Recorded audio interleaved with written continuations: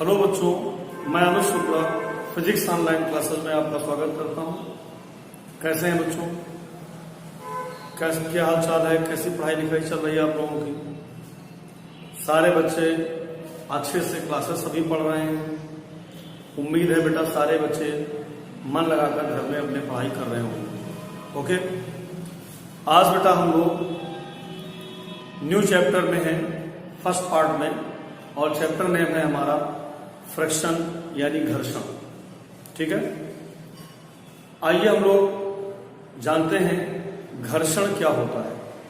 Common life में सभी लोग अच्छे से जानते हैं कि घर्षण किसे कहते हैं। घर्षण शब्द का तात्पर्य होता है किसी सामान्य तौर पे जब हम घर्षण शब्द का अभिप्राय लेते हैं तो रगड़ने से लेते हैं, रबिंग से, लेकिन ऐसा नहीं है।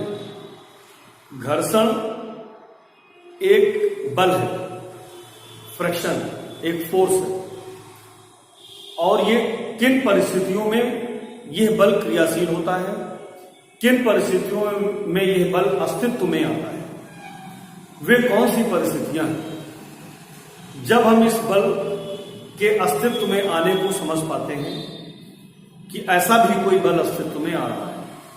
ऐसा बल कब लगता है?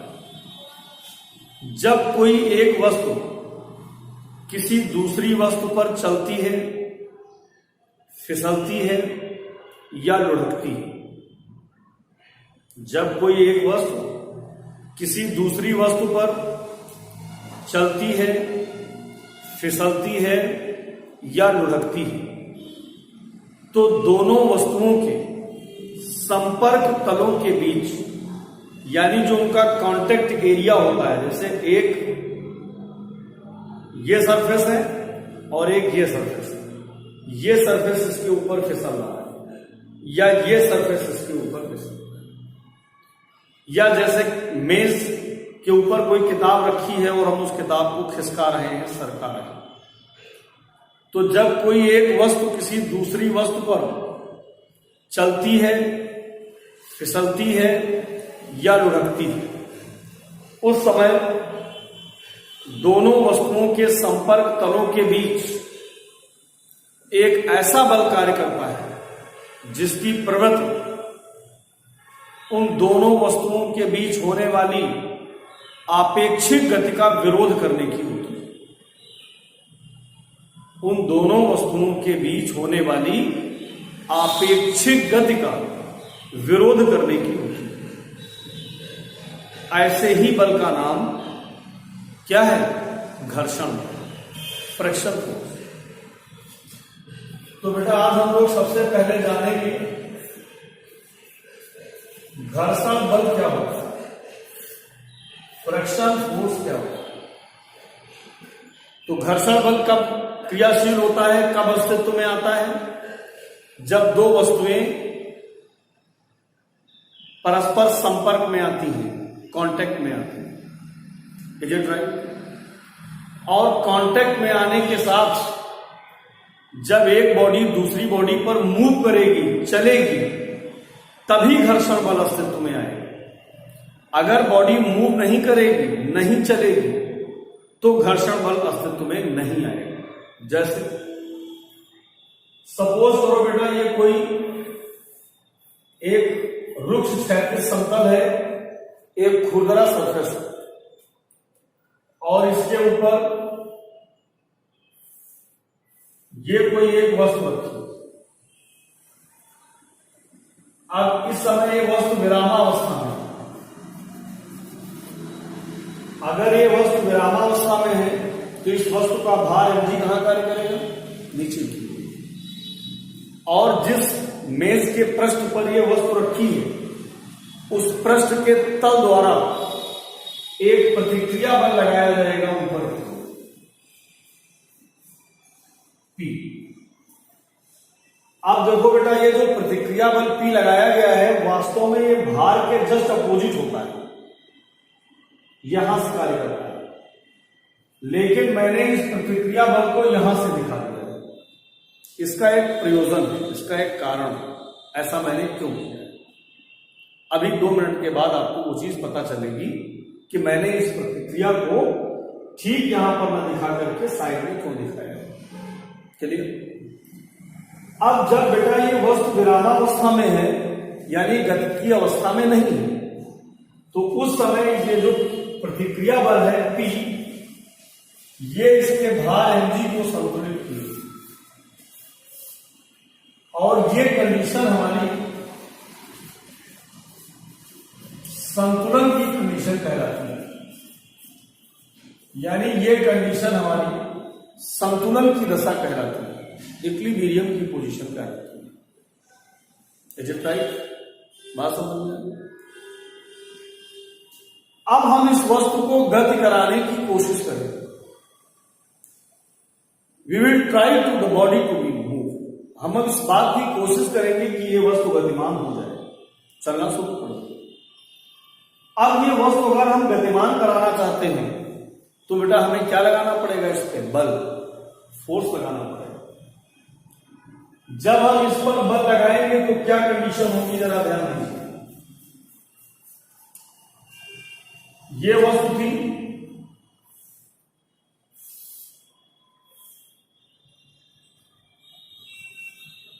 और ये इसका भार mg कार्य कर रहा था नीचे की तरफ,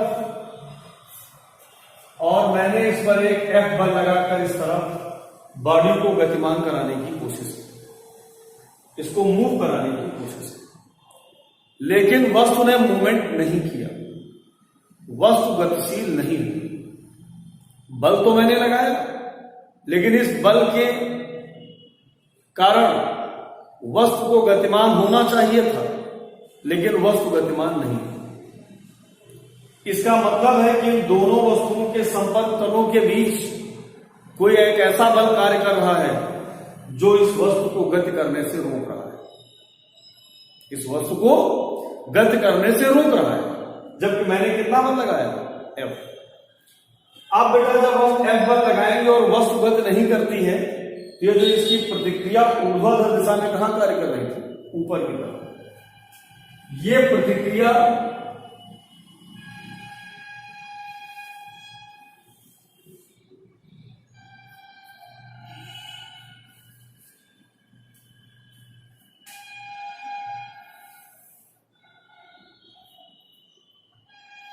ऊर्ध्वाधर से थीटा कोण पे झुक जाती है, डाउनवर्ड हो जाती है। अब ये बल लगने के बाद ये प्रतिक्रिया इस भार को संतुलित नहीं करती, बल्कि अपनी ही पोजीशन से टर्न कर जाती है, थोड़ा झुक जाती है। ऐसी दशा में अगर हम इस प्रतिक्रिया P को 2 घटकों में वियोजित करें, 2 कंपोनेंट्स में वियोजित करें, तो एक कंपोनेंट इसका कहलाएगा ऊर्ध्वाधर घटक कैपिटल R, और दूसरा घटक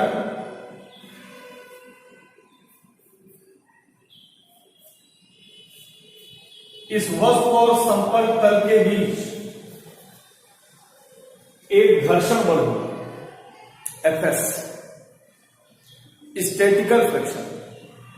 तो एक बल Fs क्षैतिज दिशा में कार्य करेगा और एक बल ऊर्ध्वाधर R ऊपर की ओर कार्य करेगा। अब इस सिचुएशन में जो वर्टिकल कंपोनेंट ऊपर की तरफ R कार्य करेगा, ये इसके भार को संतुलित करेगा, इसको भार, और जो Fs वस्तु और मेज के तल के बीच, संपर्क तलों के बीच जो घर्षण बल कार्य कर रहा है, वो आरोपित बल को संतुलित करेगा, और वस्तु अभी भी गतिमान नहीं है, क्योंकि अभी भी वस्तु संतुलन की दशा में है। यानी इस दशा में R mg को संतुलित कर लेगा, और जो Fs है वो आरोपित बल कैपिटल F को संतुलित कर लेगा, लेकिन बॉडी मोशन में नहीं है, गतिमान नहीं। अब हम बेटा क्या करेंगे? इस आरोपित बल का मान बढ़ाएंगे, इंप्रूव करेंगे। तो जैसे जैसे हम F का मान बढ़ाएंगे, वैसे वैसे Fs का मान भी क्या होता जाएगा? बढ़ता जाएगा, राइट। और इसकी जो प्रतिक्रिया P है, ये और डाउनवर्ड हो जाएगी, यानी और झुक जाएगी। यानी ऐसी सिचुएशन में ये बॉडी है,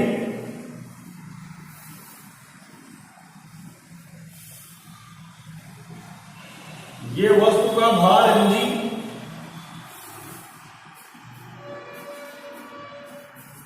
नीचे की ओर कार्य कर रहा है और इसकी जो प्रतिक्रिया है वो बेटा और झुक गई।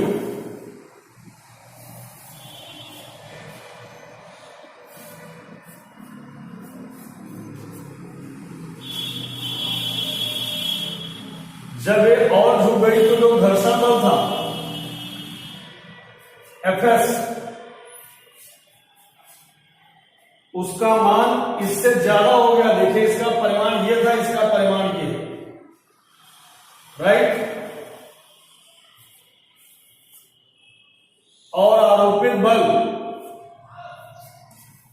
F का मान भी बढ़ गया। यहां पर आरोपित बल का मान बहुत कम था, यहां पर आरोपित बल का मान इससे ज्यादा होगा। तो आरोपित बल के बढ़ने के साथ साथ हम क्या देखते हैं कि Fs का मान भी बढ़ता जा रहा है, क्षैतिज घटक का मान भी बढ़ता जा रहा है। लेकिन Fs का मान एक निश्चित सीमा तक तो बढ़ेगा, उसके बाद फिर वस्तु गति करने की अवस्था में आ जाएगी। अभी गति करना प्रारंभ नहीं करेगी, गति करने की अवस्था में आ जाएगी। अर्थात Fs का मान एक सीमा से ज्यादा नहीं हो सकता। Fs जो होता है ये स्वतः समायोज्य है, यानी आरोपित बल के साथ इसका मान एक्सेल बढ़ता है, इंक्रीज करता है। लेकिन एक स्थिति आती है जब Fs का मान बढ़कर F के बराबर हो जाता है। समझ पा रहे हैं कि नहीं?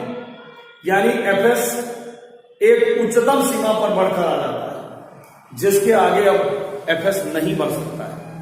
और अगर हम आरोपित बल का मान जरा सा भी बढ़ा देंगे तो वस्तु गति करना प्रारंभ कर देगी।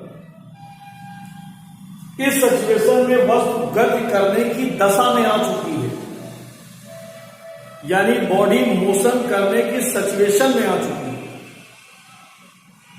तो जो ये स्थैतिक घर्षण बल, ये जो है हमारा स्टैटिकल फ्रिक्शन जो लग रहा था, जो वर्टिकल कंपोनेंट है ये क्षैतिज घटक, इस क्षैतिज घटक का जो मैक्सिमम मान होता है, अधिकतम मान जो होता है, उसी अधिकतम मान को हम लोग कहते हैं स्थैतिक घर्षण। क्या कहते हैं? स्थैतिक घर्षण, स्टैटिकल फ्रिक्शन कहते हैं। तो स्थैतिक घर्षण क्या होता है? स्थैतिक घर्षण, घर्षण जो सीमांत घर्षण बल होता है उसका जो मैक्सिमम मान होता है। स्थैतिक घर्षण बल जो होता है, स्टैटिकल फ्रिक्शन, वो जो आरोपित बल था, प्रतिक्रिया R, इसका जो हॉरिजॉन्टल कंपोनेंट है, इसका जो क्षैतिज घटक है Fs, उसका जो अधिकतम मान है वही स्टैटिकल फ्रिक्शन का है।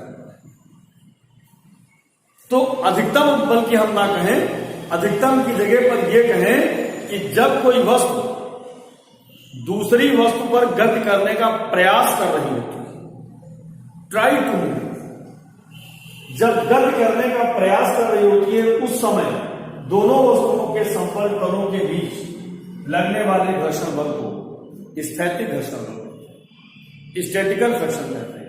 और ये स्टैटिकल फ्रिक्शन जो हॉरिजॉन्टल कंपोनेंट है, इसी को कहते हैं। ये आरोपित बल के साथ बढ़ता जाता है। पहले आरोपित बल कम था तो इसकी वैल्यू भी कम थी, और जब आरोपित बल का मान ज्यादा हो गया तो इसका मान भी क्या हो गया? ज्यादा हो गया। बात क्लियर?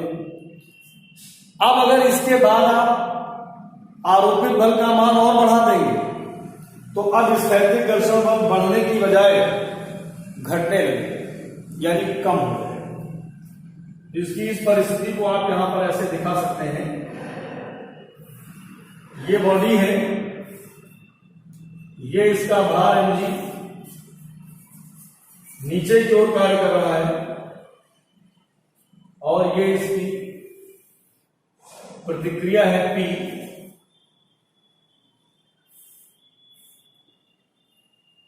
ये इसकी रिएक्शन है R,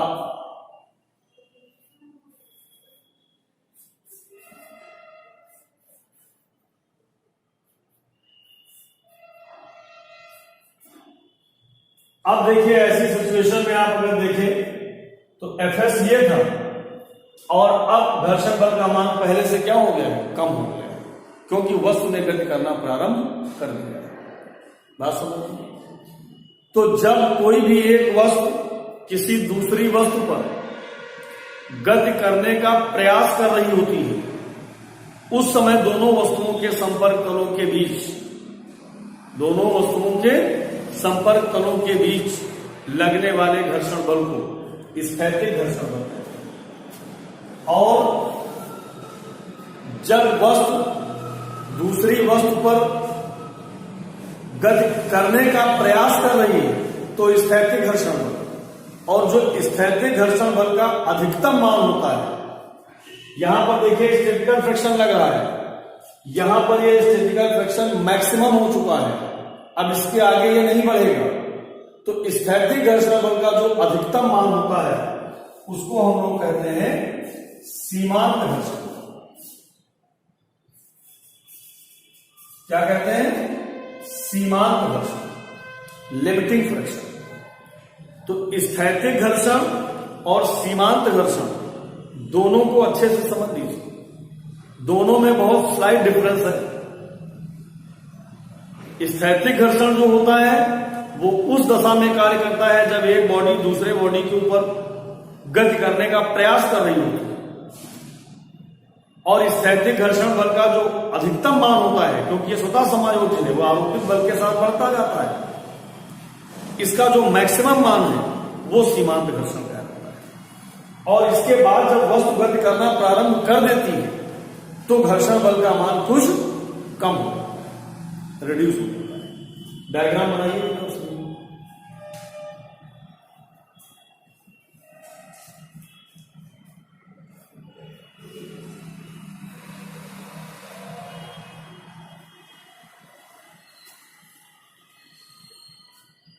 क्लियर है बेटा सभी को? तो स्थैतिक घर्षण क्या है और सीमांत घर्षण क्या है, सबको समझ में है। अब हम जानेंगे सीमांत घर्षण के नियम।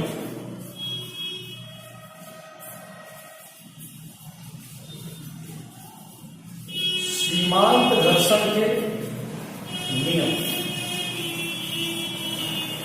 देखिए, सीमांत घर्षण के नियम क्या है? जो सीमांत घर्षण बल होता है वो इस पृष्ठ की प्रकृति पर निर्भर करता है। पृष्ठ की प्रकृति का मतलब होता है कि पृष्ठ चिकना है या खुरदरा है। अगर पृष्ठ चिकना है तो सीमांत घर्षण बल कम लगेगा, और अगर पृष्ठ खुरदरा है, रफ सरफेस है, तो सीमांत घर्षण बल का मान ज्यादा होगा। तो इसकी बेटा जो इसका जो पहला नियम है सीमांत घर्षण बल का, उसमें आप ध्यान से सुन लीजिए। सीमांत घर्षण बल इस पृष्ठ की प्रकृति पर निर्भर करता है, इसके नेचर पर डिपेंड करता है। नंबर 2, दूसरी इसकी डिपेंडेंसी क्या है? सीमांत घर्षण बल। सीमांत घर्षण बल की दिशा सदैव उस दिशा के विपरीत होती है जिस दिशा में पिंड गति करता है या गति करने का प्रयास करता है। यानी अगर बॉडी इस दिशा में दाईं ओर गति करने का प्रयास कर रही है तो सीमांत घर्षण बल की दिशा बाईं ओर, और अगर वस्तु बाईं ओर गति करने का प्रयास कर रही है तो सीमांत घर्षण बल की दिशा दाईं ओर।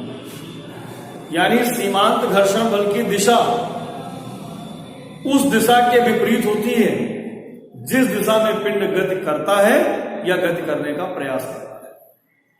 चलिए नंबर 3, जो सीमांत घर्षण बल Fs होता है ये अविलंब प्रतिक्रिया R के अनुक्रमानुपाती होता है। That is Fs proportional capital R। यानी सीमांत घर्षण बल Fs अविलंब प्रतिक्रिया आर के अनुक्रमानुपाती होता है। अगर अविलंब प्रतिक्रिया आर के मान में कोई परिवर्तन न किया जाए, अविलंब प्रतिक्रिया आर अपरिवर्तित रहे, तो सीमांत घर्षण बल का मान वस्तु की आकृति, आकार आदि पर निर्भर नहीं करता है। सीमांत घर्षण बल की वैल्यू हमेशा तभी चेंज होगी जब प्रतिक्रिया आर का मान चेंज हो।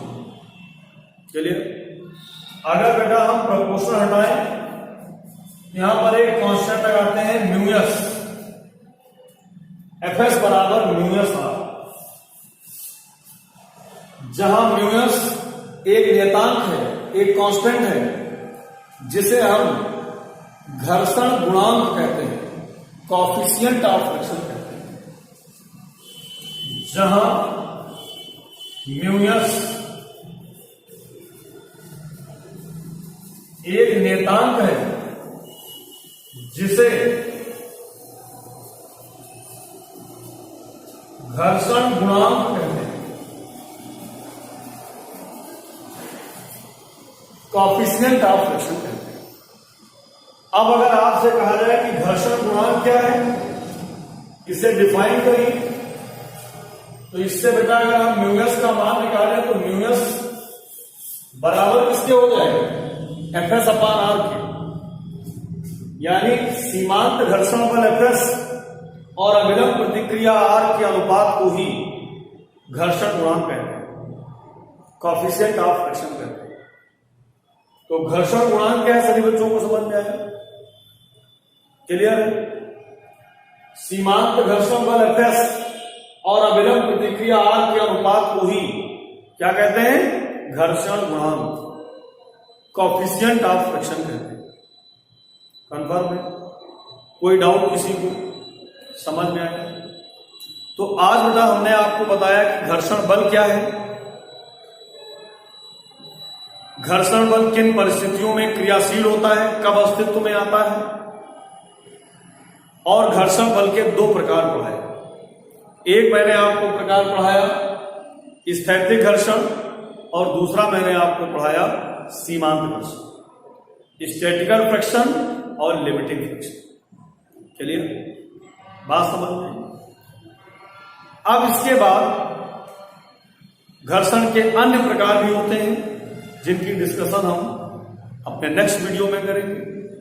उम्मीद है बेटा आज का ये वीडियो सभी बच्चों को अच्छा लगा होगा, समझ में आया होगा। सभी बच्चे इसी प्रकार से ऑनलाइन पढ़ते रहिए और आगे बढ़ते रहिए। बहुत बहुत धन्यवाद। That's all for today.